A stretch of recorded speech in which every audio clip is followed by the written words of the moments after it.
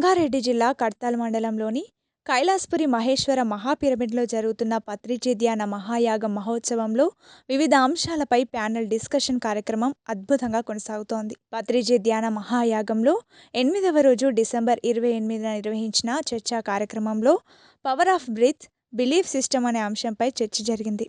ఈ సందర్భంగా శ్వాస అంటే ఏమిటి, పాశ్చాత్య దేశాల్లోని ప్రజలకు శ్వాసపై గల అభిప్రాయాలేమిటి, జంతువులు, యోగులు నిమిషానికి ఎన్ని శ్వాసలు తీసుకుంటారు, అలాగే విశ్వాసం అంటే ఏమిటి అనే విషయాల గురించి అద్భుతంగా చర్చించారు. అనంతరం ధ్యానుల సందేహాలను నివృత్తి చేశారు.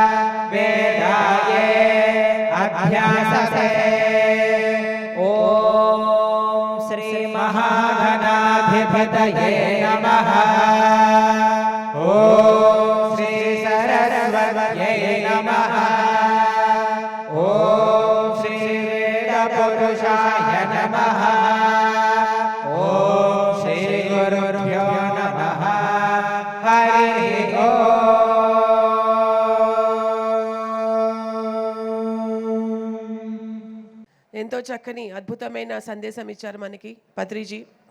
ఏమిచ్చారండి ఇవాళ మనకి? మిడిల్ పాత్, మధ్య మార్గము. నిన్న మనం ఏం నేర్చుకున్నాము? మనమి శరీరం కాదు, ఆత్మ. ఇవాళ మనం ఏం నేర్చుకుంటున్నాము? మనం శరీరము కూడాను, ఆత్మ కూడాను అని నేర్చుకుంటున్నాము.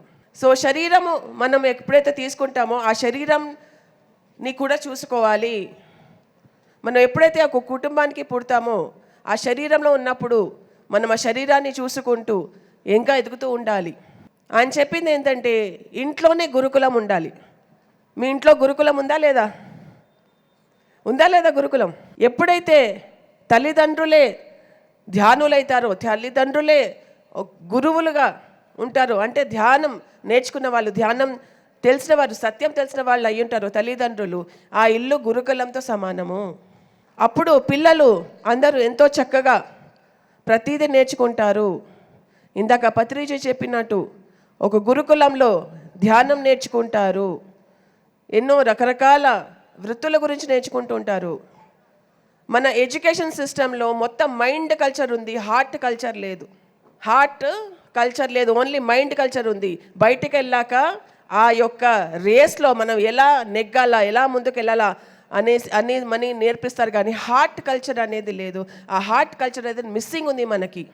మన పేరెంట్సే చూసుకోండి, ఎప్పుడైనా కానీ మీకు లంచ్ బాక్స్ ప్యాక్ చేసి ఇచ్చినప్పుడు ఇది నువ్వే తిను, ఎవరితో షేర్ చేసుకోకు అంటాం పిల్లలతోటి.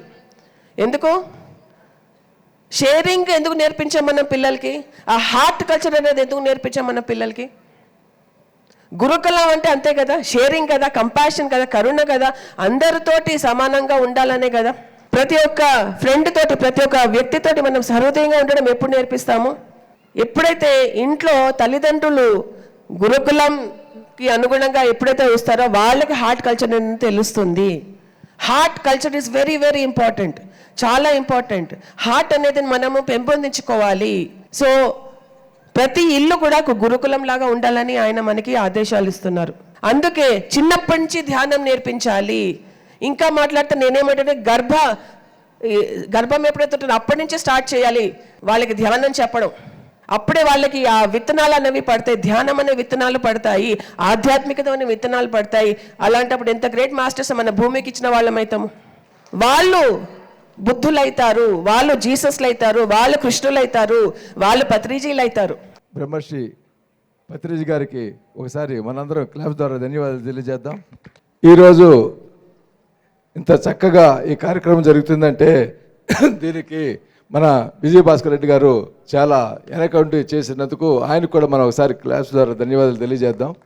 ఇప్పుడు వాళ్ళు చూసింది మళ్ళీ తర్వాత వచ్చేటప్పటికి మారిపోతూ ఉంది. లాస్ట్ టైం వచ్చాను, అప్పటికి ఇప్పటికి చాలా మార్పు కానీ వస్తుంది. ఎంతో డెవలప్మెంట్ అవుతూ ఉంది, చాలా చక్కగా చేసుకుంటూ పోతున్నారు ఈ ట్రస్ట్ వాళ్ళందరికీ నా యొక్క అభినందనలు తెలియజేస్తున్నారు మా ఒంగోలు తరపున. అదేవిధంగా మన పత్రిజీ గారు ఏ కార్యక్రమం చేసినా కూడా ఫస్ట్ ఒంగోలు నుంచే స్టార్ట్ చేసేవాళ్ళు. చక్కగా మన ధ్యాన గ్రామీణం కానీ, తర్వాత ఇప్పుడు పిఎంసి ఛానల్ కానీ, ఇట్లాంటి కార్యక్రమాలు పెద్ద పెద్ద కార్యక్రమాలు అన్నీ ఒంగోలు చేస్తుండేవాళ్ళు. ఆయన ఒంగోలు అంటేనే నెంబర్ 1 అని అంటూ ఉంటాడు. మాకు చాలా సంతోషం. అందువల్ల ఈసారి మా టీం అంతా ఇక్కడ రావడం జరిగింది.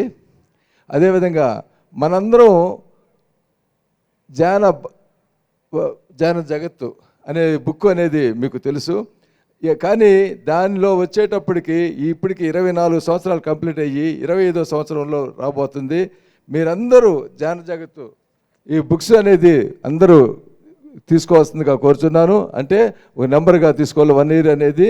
ఆ విధంగా తీసుకొని దీనిలో చాలా సారాంశం ఉంటుంది. చక్కగా దీన్ని ఫాలోఅప్ చేయండి, తీసుకోండి. ప్రతి ఒక్క ఇంటికి అనేది ఇది రావాలి.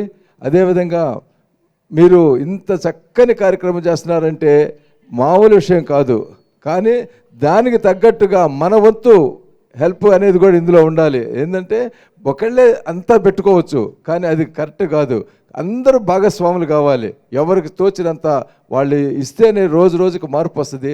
ఎందువల్లంటే ఇక్కడ ధ్యానం ఎప్పుడు జరుగుతుంటుంది. ఎప్పుడు ధ్యానం చక్కగా జరుగుతుంటుందో అప్పుడు ఎనర్జీస్ లెవెల్స్ మొత్తం చుట్టూ బాగా ఆరా పెరుగుతూ ఉంటుంది.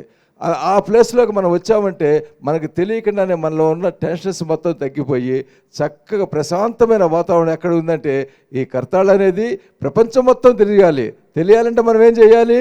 దాని వంతు సహాయం, మన సహకారం ఇవ్వాలి, కోఆపరేషన్ ఇవ్వాలి, హెల్ప్ చేయాలి. దాంతోపాటు మనం కూడా ఇక్కడ మనది అనేది మీకు ఎప్పుడు వస్తుందో అప్పుడే మన లోపల అనేది చాలా రిలాక్స్ అవుతుంది. దీనివల్ల ఏంటంటే మన పత్రిజీ గారు చెబుతున్నారు ధ్యానం వల్ల ఎన్నో లాభాలు ఉన్నాయని. 100% కరెక్టు. ధ్యానం వల్ల చాలా లాభాలు ఉన్నాయి, కానీ అది చెయ్యాలి. ఎట్లా చేయాలి? మనము ఏదో చేసామనేది ఇట్టు కాకుండా 100% హార్ట్ఫుల్గా చేయండి. ధ్యానం వల్ల చాలా ప్రశాంతత వస్తుంది. ఎప్పుడు మన లోపల ప్రశాంతత అనేది మనలోకి అనుకుంటే ఆ రోజే మనలో ఉన్న బీపీలు షుగర్లు కంట్రోల్ అవుతాయి, తగ్గిపోతాయి. Thank you sir. ముందుగా మన బ్రహ్మర్షి సుభాష్ పత్రి సార్కి గట్టిగా కరతాళధ్వనులతోటి మరి ఇంత మంది అశేష సభ్యుల్ని అందరినీ ఒకటి దాటి మీద ఇక్కడికి దగ్గరగా చేర్చి ధ్యానులుగా తీర్చిదిద్దినటువంటి ఆ పితామహ బ్రహ్మర్షి పత్రి సార్కి శిరస్సు వంచి ఆత్మ ప్రణామాలు తెలియజేస్తున్నాను. మనుగురు, ములుగు, మల్లూరు ఇవన్నీ కూడా అక్కడ లక్ష్మీ నరసింహస్వామి అనే ఒక టెంపుల్ ఉంటుంది. ములుగులో, ఈ మల్లూరులో ఒక అటవీ ప్రాంతంలో ఉంటుంది అనమాట. చాలా సుందరమైనటువంటి ప్రదేశం అది. ఆ ప్రదేశంలో ఎవ్రీ పౌర్ణమి రోజు మా ధ్యానులందరం కలిసి, కొత్త వాళ్ళు అదేవిధంగా ధ్యాన సభ్యులందరూ కలిసి ఎంతో చక్కగా ప్రతి పౌర్ణమికి ఫుల్ మెడిటేషన్ అనమాట. రాత్రి అంతా చక్కగా ధ్యానం చేస్తూ, చక్కగా పాటలు పాడుతూ, మరి కొత్త వాళ్ళని తీసుకొస్తూ ధ్యానం గురించి తెలియజేస్తూ, ఆ సుందరమైనటువంటి అటవీ ప్రాంతంలో ఆ దగ్గర మల్లూరులో కొద్దిగా జంతువులు ఎక్కువగా జరుగుతూ ఉంటుంది. ఎప్పుడైతే ఈ పౌర్ణమి క్లాసెస్ పెట్టామో 80% మొత్తం చాలా వరకు కంట్రోల్ అయిపోయింది. So that is power of meditation. So అక్కడ అంత ధ్యానం క్లాసులు నిర్వహించడం వల్ల, ఆ విధంగా ధ్యానులందరం కలిసి అక్కడ పెట్టడం వల్ల ఆ జంతు బలి అనేది నిషేధించడం జరిగింది. అదేవిధంగా మనుగూరులో కూడా మా పిరమిడ్, సింగరేణి కాలరీస్లో పత్రిసారి వచ్చి మొట్టమొదటిగా ఆ కాలరీస్లో ఆ పిరమిడ్ ఓపెన్ చేసి, ఆ సింగరేణి బెల్ట్ అంతా అదొక నాన్ వెజ్ మొత్తం ఎక్కువగా వాళ్ళు భుజించే వాళ్ళు ఎక్కువగా ఉంటారు, అంతా మాస్ టైపు. సో అక్కడ పిరమిడ్ వచ్చి చాలామంది శాకాహారాలే మరి పాల్గొని మన ధ్యానుల్లో అందరం కలిసి శాకాహారాలు తీయటం వల్ల చాలా వరకు శాకాహారాలు మారడం జరిగింది సింగరేణి ఎంప్లాయీస్ అందరం కూడా. ఇదంతా అక్కడ ధ్యాన ప్రచారం చేయటం వల్ల మా ములుగు, మల్లూరు మాస్టర్స్ అందరూ కూడా దానికి వారి సహాయ సహకారాలు అందించి ఎంతో గొప్పగా మల్లూరోళ్ళు వాళ్ళందరూ కూడా మరి అందించడం వల్లే మనం. అదేవిధంగా రీసెంట్గా మా పాప ఫంక్షన్లో కూడా రిటర్న్ గిఫ్ట్గా పిరమిడ్స్ అండ్ శాకాహారం బుక్స్ పంచడం జరిగింది. ప్రతి ఇంటింటికి పిరమిడ్ వెళ్ళాలనే ఉద్దేశంతో ప్రతి ఇంటికి కూడా పిరమిడ్ జగత్తు మరి సాధించాలంటే పిరమిడ్ గురించి అవగాహన అందరికీ తెలియాలి. అదేవిధంగా శాకాహార జగత్తు మరి మనం పాల్గొని దాన్ని మరి పెంపొందించాలంటే శాకాహార బుక్స్ నిర్విగా పంచిపెట్టాలి. శాకాహార జగత్తు మరి మనం అందరం దానిలో పాలు పంచుకోవాలి. పత్రి గారు ఎప్పుడూ చెప్తూ ఉంటారండి, మనల్ని స్పిరిచువల్ సైంటిస్ట్గా ఉండమని అడుగుతూ ఉంటారు. మరి స్పిరిచువల్ సైంటిస్ట్ అంటే ఏంటి? గుడ్డిగా అన్నిటినీ ఫాలో అవ్వడం కాదు, మనం ఫాలో అయ్యే ప్రతిదాన్ని ప్రశ్నించాలి. ఇది చేస్తుంది మనం కరెక్టా కాదా, కొత్త కొత్త విషయాలు ప్రతి క్షణం మనం నేర్చుకుంటూ ఉండాలి. We always have to be a student to learn new things. So ఈరోజు ప్యానల్ డిస్కషన్లో భాగంగా I would like to raise few issues. So my first issue is, శాకాహారం కేవలం మనం తినే ఆహారమేనా, లేకపోతే ఇంకేమైనా విషయాలు కూడా ఉన్నాయా? I would like to know all of your opinions. I will start with Bhaskar. Question మళ్ళీ రిపీట్ చేస్తారా? శాకాహారం కేవలం మన తినే ఆహారమేనా, లేకపోతే ఇంకేమైనా కూడా మనం తెలుసుకోవాల్సిన విషయాలు ఉన్నాయా? సో శాకాహారం, సో నేను రీసెంట్లీ తెలుసుకున్నాను ఇది. యాక్చువల్లీ సాంస్క్రిట్ వర్డ్స్లో శాక ఆహారం అంటే మీనింగ్ ఒరిజినల్ సాంస్క్రిట్ ప్రకారం శాక అంటే మొక్కలు, వెజిటబుల్స్, ప్లాంట్స్. ఆహారం అంటే ఫుడ్, ఎనీథింగ్ వీ కన్జ్యూమ్, మనం భుజించేవి. ఏ రకంగా అయినా సరే, తిండి అవ్వచ్చు, బట్టలు అవ్వచ్చు, ఏదో ఒక రకంగా వీఆర్ కన్జ్యూమింగ్. సో శాక ఆహారం అంటే ప్లాంట్స్ నుంచి కన్జ్యూమ్ చేసేది ఏదైనా సరే శాకాహారం. సో అది ఫుడ్ అవ్వచ్చు, క్లోత్స్ అవ్వచ్చు, లేదా ఇంకా ఏదైనా మన రొటీన్స్లో ఉండే షాంపూస్ కానీ, ఫేస్ క్రీమ్స్ కానీ, మనం డైలీ యూజ్ చేసే ఏ ప్రోడక్ట్ అయినా సరే, if it is coming from plants then it is called శాకాహారం అని నేను రీసెంట్గా తెలుసుకున్నాను. I'm glad you asked this question. నా ఆన్సర్ కూడా సేమే. సో బేసికలీ శాకాహారం అంటే వెజిటేబుల్స్, అంటే మిల్క్ని తీసేసేసి ఓన్లీ వెజిటేబుల్ ప్లాంట్ బేస్డ్ ఫుడ్ని శాకాహారం అంటారు. అంటే దానిలో హనీ కూడా రాదు. మిల్క్, వెన్న, ఘీ, కర్డ్, బటర్ ఈ మొత్తం ఫారెన్ ఏజెంట్, ఒక వేరే మ్యామల్ నుంచి వస్తుంది, ఆవు అయినా బర్రె నుంచి వస్తుంది. సో శాకాహారం అంటే కంప్లీట్లీ కమింగ్ ఫ్రమ్ ప్లాంట్స్, అంటే వెజిటేబుల్స్. శాకాహారం అంటే ధర్మంతో సంబంధం ఉన్నది.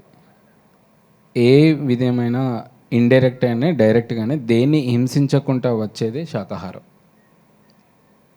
అది ఓన్లీ ప్లాంట్ నుంచి వెళ్ళే. చాలామంది ఎగ్ అంటారు, ఎగ్ కూడా ప్లాంట్ అంటారు, ఏది వెజిటేరియన్ అంటారు. సో అది చెట్టు నుంచి రాదు కాబట్టి 100% నాన్ వెజ్. మిల్క్ కూడా it's equal to non veg.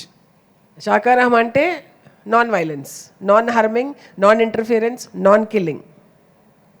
So simple but deep meaning. So అయితే మీరు చెప్పిన విధంగా ఆలోచిస్తే మిల్క్ కానీ, హనీ కానీ, మనం యూజ్ చేసే బ్యూటీ ప్రోడక్ట్స్ కానీ అన్నిట్లోనూ ఎందులోకందులో హింస కొంతగా ఉంటుంది అని మీరు చెప్తున్నారు. మరి ఇది తినకూడదు, ఇది తింటే ఇది అహింస అని వాళ్ళకి ఎలా చెప్తాం? Because they are coming up that కి this is my personal choice, ఇది నా పర్సనల్ చాయిస్. Yeah. మరి ఆ పర్సనల్ చాయిస్ అన్నప్పుడు మనం వాళ్ళకి ఎలా బోధించగలం? First of all personal choice అంటే ఏంటో అర్థం చేసుకోవాలి. అంటే పర్సనల్ చాయిస్లో విక్టిమ్స్ ఉండకూడదు బేసికల్గా. అంటే వేరే ఒక ఏజెంట్ ఉండకూడదు. అంటే ఇప్పుడు మిల్క్ ఐటమ్స్లో ప్రాబ్లం ఏమవుతుంది ఏమంటే, తల్లి పాలు ఫస్ట్ ఆఫ్ ఆల్ ఎవరికి? పుట్టిన పసి బిడ్డకే, అంతే కదా. ఆవు తల్లిపాలు ఆవు బిడ్డకే, బరే తల్లిపాలు బరే బిడ్డకే. సో ఇప్పుడు ఏంటంటే మనం ఏం చేస్తున్నామంటే ఈ డైరీ ఇండస్ట్రీలో ఒక కాఫ్ని ఒక మదర్ని సపరేట్ చేస్తున్నాం, మిల్క్ని ఎక్కువ మనమే ఎక్స్ట్రాక్ట్ చేస్తున్నాం. సో ఇప్పుడు ఏమవుతుందంటే అది హింసతో ఉండే ఫుడ్ని హింస ఫుడ్ అంటారు. అహింస అంటే మొత్తం ప్లాంట్ బేస్డ్ని అహింస అంటారు. That is the problem with the milk products. చాలామంది అహింస ఫుడ్ అంటే శాకాహారం, మనం శాకాహార ర్యాలీస్కి చాలామంది వెళ్తూ ఉంటాం. సో వెళ్తా అంటే మనము ఇప్పుడు పాలు పెరుగు అన్నీ మనం కన్జ్యూమ్ చేస్తాం. ఇక్కడ అన్కాన్షియస్నెస్లో అంటే మనం తీసుకున్న ఫుడ్ కాన్షియస్నెస్లో ఉండాలి. అంటే మనం తీసుకున్న ఫుడ్ ఎంత కాన్షియస్గా మనం తీసుకున్నది కరెక్టా కాదా, అది ధర్మంగా మనం ఫుడ్ తీసుకుంటున్నామా, ఎవరిని డిస్టర్బ్ చేయకుండా ఏ ప్రాణిని హింసించకుండా తీసుకుంటున్నామా లేదా, అది అహింస అంటే. అంత కాన్షియస్నెస్లో మనం ఉంటామో, ఎంత కాన్షియస్ అంటే మనం వేసుకునే బట్ట, మనం తీసుకునే కాస్మెటిక్స్ కానీ మనం చేసే ప్రతి ఒక్కటి మనం కాన్షియస్నెస్లో ఉండాలి. ఇప్పుడు ఇంకొకటి ఏంటంటే మనం వాడే ప్లాస్టిక్ కూడా ఎంత హాని అంటే ఎన్వైరన్మెంట్కి. Personal choice, okay. Personal choice అంటే నీకు ఎవరికి హింసించకుండా ఉండేది, అది నీ పర్సనల్ చాయిస్ అయి ఉండాలి. నేను నాన్ వెజ్ తింటే అది నా పర్సనల్ చాయిస్ అంటే అది రాంగ్. సో ధర్మంకి విరుద్ధంగా వెళ్ళడం అది పర్సనల్ చాయిస్ కానే కాదు. ఇప్పుడు మనము ఏ షర్ట్ వేసుకుంటున్నామో అది పర్సనల్ చాయిస్, ఏమంటారు ఏదన్నా చీర కట్టుకుంటున్నామో అది పర్సనల్ చాయిస్, ఏదన్నా వంట చేసుకుంటున్నామా అది పర్సనల్ చాయిస్, లేకపోతే ఏదన్నా పాట పాడదామా పర్సనల్ చాయిస్, డాన్స్ చేద్దామా పర్సనల్ చాయిస్. ఇక్కడ ఏంటంటే నీకు మాత్రమే నీకు ఎఫెక్ట్ అవుతున్నావు. ఎప్పుడైతే మనం వేరే వాళ్ళని ఇబ్బంది పెట్టి, వేరే వాళ్ళని హింసించి, వేరే వాళ్ళని చంపి మనం చేస్తున్నామో అది పర్సనల్ చాయిస్ కాదు. ఎందుకంటే వేరే వాళ్ళని మనము ఎఫెక్ట్ చేస్తున్నాం కాబట్టి.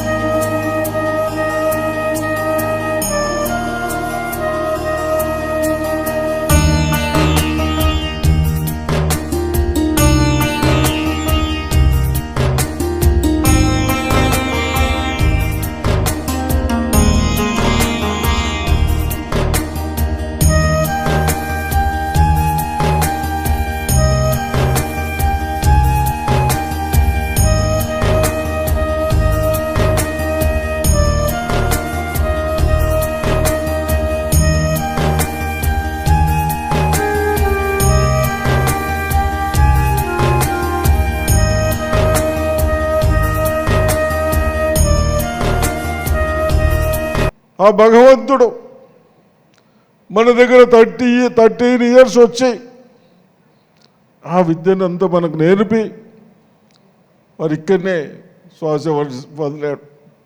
తప్పనిసరిగా వారి ఆశలని మనమందరం బాగా చేసుకుంటూ వారి విధానాలు నేర్చుకుంటే బాగుంటుందని చెప్తూ అదేవిధంగా భాస్కర్ రెడ్డి గారు చెప్పారు ఇరిగేషన్ ఇక్కడ డ్రింకింగ్ వాటర్ కూడా ప్రాబ్లం ఉన్నదని. నేను మినిస్టర్గా ఉన్నప్పుడు ఇక్కడి వరకు నీళ్ళు ఇప్పించాం. కీర్తిశేషులు జైపాల్ రెడ్డి గారు మినిస్టర్గా ఉన్నప్పుడు మేమందరం వచ్చి ఈ ఏరియా డ్రాట్ ఏరియా అని ఇక్కడి వరకు వీరందరి ఆలోచనల మేరకు నీళ్ళు తెచ్చినా ఇది బాగా హైట్ పైన ఉన్నది కాబట్టి ఇక్కడ రాలేకపోయింది. తప్పనిసరిగా ఇప్పుడే అన్నాను ఇంకో చిన్నగా ఏదైనా పెడితే వస్తుందా అంటే చాలా హైట్ మీద ఉంటుందని చెప్తా ఉంటాడు భాస్కర్ రెడ్డి గారు. తప్పనిసరిగా ఇటువంటి ఆలోచనలని మనందరూ బాగుండటానికి మరి ఇప్పుడే చెప్తా ఉంటే ఒక మేడం వచ్చి స్కూళ్ళల్లో కూడా క్లాస్ పెట్టాలని. తప్పనిసరిగా అమ్మా మన పిల్లలకు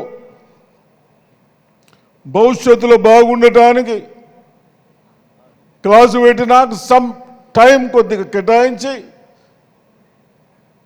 మనం ధ్యాన ఎగ్జామ్ చేయించడానికి ప్రయత్నం చేద్దాం.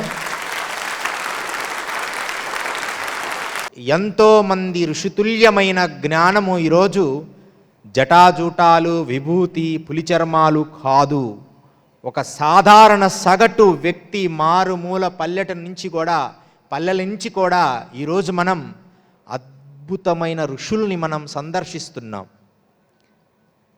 ఇది ఎంత ఎవరి కృషి అంటే ఒకే ఒక్క గంగ, పావన గంగ. ఆ గంగా తరంగమే మన బ్రహ్మర్షి పత్రిజీ. హిమాలయాల్లో ఎక్కడో గంగ ఆవిర్భవించింది అంటాం, కానీ కాదు మన బ్రహ్మర్షి దక్షిణ భారతదేశమే కాకుండా విశ్వవ్యాప్తమై అద్భుతమైన గంగా సాగరంలాగా అమృతతుల్యమైన జ్ఞానాన్ని విశ్వములో ఒక గొప్ప శక్తివంతమైన సోల్గా ఈ భూమిని సందర్శించి ఈ భూమి పొడమి తల్లిని ఒక అద్భుతమైన పుష్పాలు వికసించే అద్భుతమైన జ్ఞాన తరంగ శక్తిగా విశ్వవ్యాప్తం చేసినవాడు బ్రహ్మర్షి పత్రిజీ.